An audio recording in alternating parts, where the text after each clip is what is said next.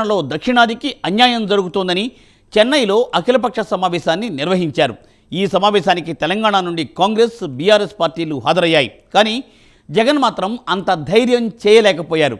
స్టాలిన్తో జగన్కు మంచి సంబంధాలే ఉన్నా ఆయన ఎందుకు దూరంగా ఉన్నారు? ఎన్డీఏలో లేకపోయినా బీజేపీ వైపే జగన్ చూస్తున్నారా? ఇంతకు వైసీపీ అధినేత మనసులో అసలు ఏముంది? డీటెయిల్స్ ఈ స్టోరీలో.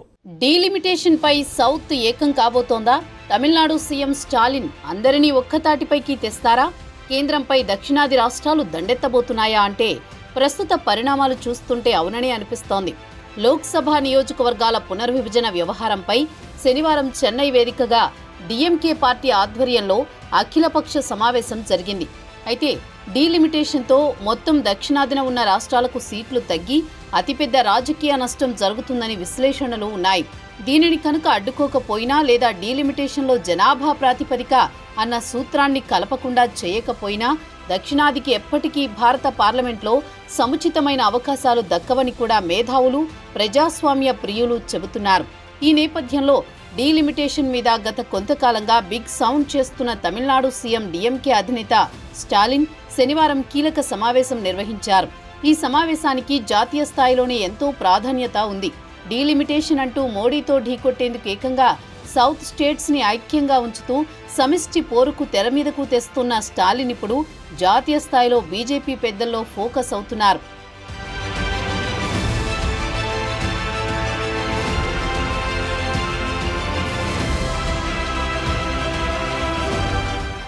ఇదిలా ఉంటే డీలిమిటేషన్ వల్ల సౌత్ స్టేట్స్ కి జరిగే అన్యాయం మీద అందరితో చర్చించడమే కాకుండా ఏ రకమైన రాజకీయ పోరాటాన్ని కలిసికట్టుగా చేయాలి, కేంద్రాన్ని ఈ విషయంలో ఏ విధంగా దారికి తేవాలి అన్నది ప్రధాన అజెండాగా చెన్నైలో జరిగిన ఈ కీలక భేటీకి చాలా మంది నేతలు హాజరయ్యారు. ఈ భేటీకి సౌత్ నుంచి 20కి పైగా పార్టీల నేతలు, పలువురు సీఎంలు హాజరయ్యారు.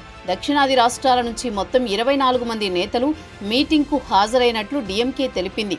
ఇక చూస్తే తెలంగాణ నుంచి కాంగ్రెస్ ముఖ్యమంత్రి రేవంత్ రెడ్డి హాజరవుతున్నారు.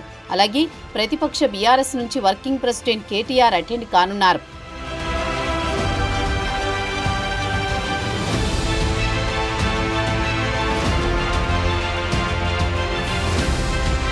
ఇకపోతే పార్టీ ఆవిర్భావ దినోత్సవం రోజున డీఎంకే నేతలు వచ్చి కలుస్తానంటే జగన్ అంగీకరించారు. వారు పసుపు కండువా కప్పుతానంటే అంగీకరించారు. కండువా కప్పించుకుని స్టాలిన్ పంపించిన ఉత్తరం తీసుకున్నారు. అయితే దానికి సమాధానం చెప్పలేదు. స్టాలిన్ నేతృత్వంలో జరిగే సమావేశానికి సైలెంట్గా తప్పుకున్నారు. కాగా బీఆర్ఎస్ నిర్ణయంతో జగన్పై ఒత్తిడి పెరగడం ఖాయంగా కనిపిస్తోంది.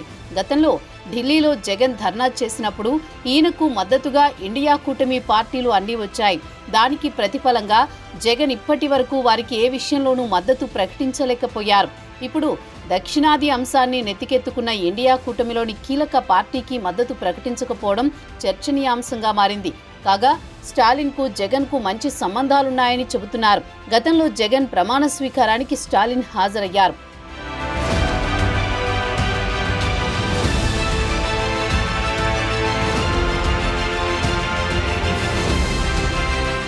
ఎన్డీఏలో లేకపోయినా బీజేపీ వైపే జగన్ ఉన్నట్టు తెలుస్తోంది. బహిరంగంగా బీజేపీతో కలిసేందుకు వైసీపీకి అవకాశం లేదు కాబట్టి ఇంటర్నల్గా కమలం పార్టీకి ఆయన సపోర్ట్ చేస్తున్నారనే ప్రచారం జరుగుతోంది.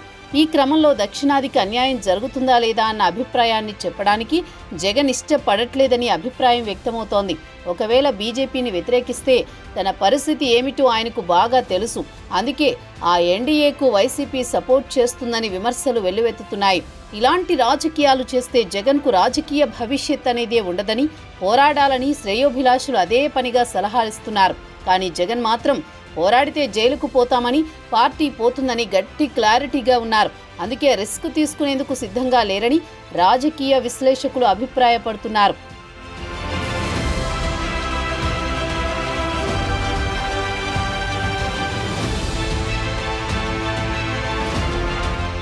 రాజకీయాల్లో ఆప్తమిత్ర పార్టీగా ఉన్న బీఆర్ఎస్ పార్టీ కూడా ఈ సమావేశంలో పాల్గొనేందుకు నిర్ణయించింది.